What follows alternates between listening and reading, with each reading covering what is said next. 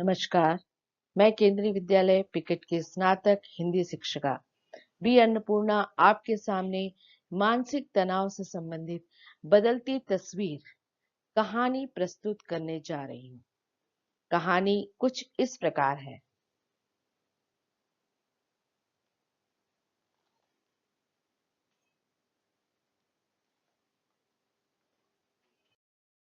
मुझे अभी भी याद है कैसे हम तीनों दरवाजा बंद करके सहमे हुए उसी दरवाजे से सटकर दुबके बैठे रहते थे। वो दरवाजे को पीटता, धक्के देता और हम तीनों अपना पूरा जोर दरवाजे पर डालते ताकि वो कमरे के अंदर न आ सके। चैन की नींद तभी आती जब वो चला जाता। हमारा डर कुछ कम न होता। बचपन से बड़े होने तक हमारे अंदर डर कूट कूट कर भरा था। एक तो मेरी माँ हमें अकेले पाल पोस रही थी, ऊपर से घर पर सिर्फ हम तीन औरतें ही थीं। घर पे कोई मर्द ना हो तो दुनिया को देर नहीं लगती औरतों को असुरक्षित महसूस कराने में। मेरी माँ और मेरी बहन को साथ फिल्में देखना बहुत पसंद था। हम सारा काम खत्म करके रात के वक्त जाते थे फिल्म देखने और उस समय पूरा थिएटर पुरुषों से भरा हुआ होता था। थिएटर से बाहर निकलने पर हम तीनों एक दूसरे का ख्याल रखते और नजर रखते कि कोई हाथ न मारे हम पर। हम तीनों ही हमारा सुरक्षा कवच बन जाते थे। मेरी माँ और मेरी बहन दोनों को अस्थमा की बीमारी होने के कारण घर के आदमी की भूमिका मैं ही निभाती थी। भले ही वो काम घर की शिफ्टिंग के वक्त भारी भरकम बक्से उठाना हो या साफ सफाई और झाड़ू पोछा। हम हमेशा किराए के घर में रहते थे, इसलिए घर बदलते रहना हमारे लिए आम बात थी। जिंदगी में एक रखवाले का किरदार मुझे इतनी जल्दी निभाना पड़ा, इसलिए मैं कभी-कभी काफी तनाव में आ जाती थी। इतनी छोटी सी तो थी मैं। उन अनुभवों ने मुझे बहुत कुछ सिखाया। जब मैं घर छोड़कर अपनी जिंदगी बनाने बाहर की दुनिया में निकली, तब मुझे लगा मैं पूरी तरह से तैयार हूँ। पहले मैं अकेले रहने की सोच भी नहीं सकती थी, पर आज मुझे अकेले रहने में कोई प्रॉब्लम नहीं है। लोग किशोर अवस्था में आने वाले जीवन की जो तैयारी करते हैं, वो मैंने पहले ही कर ली। बचपन से ही मैं हम उम्र लोगों से एक कदम आगे थी। मैं बहुत छोटी थी जब मेरे माता-पिता अलग हुए। तब से मेरे सर पर एक बोझ था कि मेरी जिंदगी में सफल होना, सिंगल मदर की बेटी होना आसान नहीं है। मेरी माँ के परिवार की तरफ से कोई मदद नहीं मिली। हालांकि मेरी माँ ने मुझ पर कोई दबाव नहीं डाला, पर हमारे हालात ही कुछ ऐसे थे कि पढ़ाई और नौकरी को लेकर मुझे हमेशा चिंता रहती थी। पैसों की तंगी हमेशा से ही थी हमें। बड़ा बवाल मचा रहता था पैसे को लेकर। सीए की परीक्षा में जब मैं दूसरी बार भी फेल हो गई, तब मुझे पर उम्मीदों का इतना बोझ था कि मैं अंदर से टूट गई। मैं सीए नहीं बन पाऊंगी। इस बात को मानने में मुझे बहुत समय लगा। सब कहते रहे कि एक बार और कोशिश करके देख लो। मैं हमेशा सोचती थी कि मैं सीए ही बनूंगी। एक दिन ऐसा भी आएगा जब मुझे कोई और राह चुननी पड़ेगी। ऐसे में मैंने सोचा ही न था। शुरुआत में मुझे बहुत तकलीफ हुई, पर जिस दिन मैंने इस सच को स्वीकार कर लिया कि मेरा जीना काफी आसान। पहली बार जब मैं सीए के इम्तिहान में फेल हुई, तब बहुत उदास हो गई थी।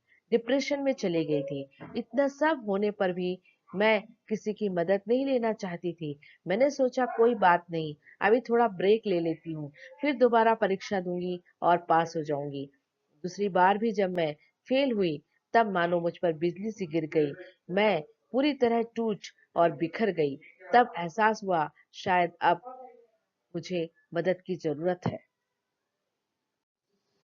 मैं हफ्तों हफ्तों उदास रहती थी। उस वक्त मेरे बॉयफ्रेंड ने मेरा साथ छोड़ा, तो मुझे बहुत तकलीफ हुई। उस परिस्थिति से सामना करने में ऐसा शायद इसलिए लगा क्योंकि बचपन से ही देखा था कि लोग कैसे एक के बाद एक हमें अकेला छोड़कर चले जाते हैं। हमें सिखाया जाता था कि घर में एक मर्द का होना बहुत ज़रूरी है, उससे हमें सुरक्षा मिलेगी, हमें जीने का आधार मिलेगा। आज मैं ऐसे मकाम पर हूँ जहाँ मैं पुरुष को अपनी जिंदगी का साझेदार मान सकती हूँ पर पिता समान नहीं मान सकती। वो जीवन साथी बन सकता है पर ऐसा कोई नहीं जिस पर मैं हर वक्त निर्भर रहूं। उससे मदद ले सकती हूँ पर उसे अपने सहारे की लाठी नहीं बना सकती। रिश्ते नातों के प्रति मेरे विचार काफी बदल गए। एक बॉयफ्रेंड को मैं अपनी ढाल न समझकर एक टेनिस पार्टनर समझती हूँ। उसके साथ मैं अपनी जिंदगी हंसी खुशी बांटना चाहती हूँ, घुट घुट कर नहीं। मैं लगभग 2 साल थेरेपी लेती रही। सबको लगा अब तो मैं मुझे सही मदद मिल रही है, अब मैं ठीक हो जाऊंगी। मैं एक साइकियाट्रिस्ट के पास भी गई। सबने यही कहा मुझे बस थोड़ी सी उदासी और डिप्रेशन है जो थेरेपी से ठीक हो जाएगा। 2 साल गुजर गए फिर भी मेरी हालत वैसी की वैसी रही। इतनी मेहनत करने के बाद भी कोई फायदा नहीं हुआ। मेरे स्वाभिमान को बहुत ठेस पहुंची और ऐसा लगा जिंदगी। बचपन से देखती आ रही हूँ कि मेरी माँ अक्सर दुखी रहती थी। कई दिन तो ऐसे होते थे जब वह बिस्तर से उठ भी नहीं पाती थी और किसी रिश्तेदार को आकर उसे नहलाना धुलाना पड़ता था। उस उम्र में कहाँ समझ में आता है कि यह सब क्यों हो रहा है। बड़े होने पर जब यही सब मेरे साथ हुआ तब जाकर समझ में आया कि डिप्रेशन की वजह से मेरी माँ ने कैसे कैसे दिन देखे हैं। 2 साल बाद जब मैं आखिरकार सही डॉक्टर के पास पहुंची तब उन्हें 2 मिनट भी नहीं लगे मेरे असली प्रॉब्लम को समझने में। मेरी हालत को सुधारने के लिए इलाज का विशेष प्लान बनाया गया। अब मैं दूसरों का सहारा कम लेती हूँ। मैंने अपनी देखभाल खुद करना सीख लिया है। मैं अपनी दवाइयाँ समय पर ले लेती हूँ, थेरेपी के लिए चली जाती हूँ, बुरे विचार मन से दूर करती हूँ और खुद को निराश नहीं होने देती। इन सब के लिए मैं किसी और पर निर्भर नहीं हूँ और अपने आप ही रखती हूँ मैं अपना अपना ख्याल। मुझे आज भी याद है वो समय जब मैंने दवाइयों के साथ थोड़ी शराब ले ली थी। मुझे लगा कि मैं अब गिर पड़ूंगी, चल ही नहीं पा रही थी। उस दिन मैंने ठान ली, तुम अपने साथ ऐसा नहीं कर सकती। तुम्हें अपनी दवाइयाँ ध्यान से लेनी है। ऐसी लापरवाह रहने से बात नहीं बनेगी। हर समय तुम इस इंतजार में नहीं रह सकती कोई आकर तुम्हें उठाएगा। खुद ही तुम्हें अपने आप को गिरने से रोकना है। पहले मैं बहुत ज्यादा शराब पीती थी पर अब मुझे खुद को संभालना आ गया। आज मैं 2 ग्लास ड्रिंक्स लेने के बाद बस कहना सीख गई हूँ।